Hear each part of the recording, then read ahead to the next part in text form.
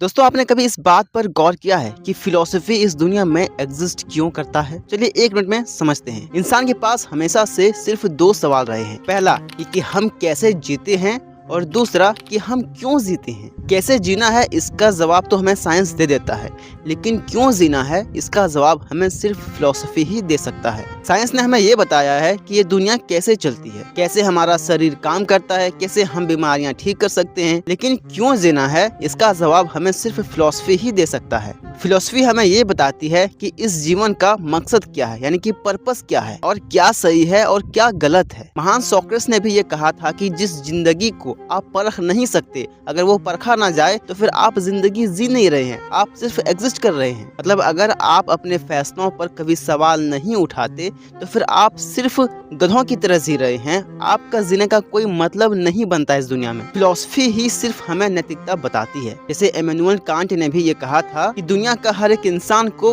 खुद के बराबर समझो, किसी को अपने फायदे के लिए इस्तेमाल मत करो। और जब दुनिया में इतने कंफ्यूजन है तो फिलॉसफी ही हमें ये हिम्मत देती है कि हम अपना वैल्यू डिसाइड करें। तो सीधी बात यह है कि जिंदा रहने के लिए हमें साइंस तो मदद करती ही है, लेकिन सही दिशा में जीने के लिए हमें फिलॉसफी की जरूरत पड़ती ही है। फिलॉसफी हमारे लिए एक कंपास की तरह है। इसके बिना आप दुनिया को तो समझ लेंगे, लेकिन खुद को कभी नहीं समझ पाएंगे। मिलते हैं आपसे अगले वीडियो में।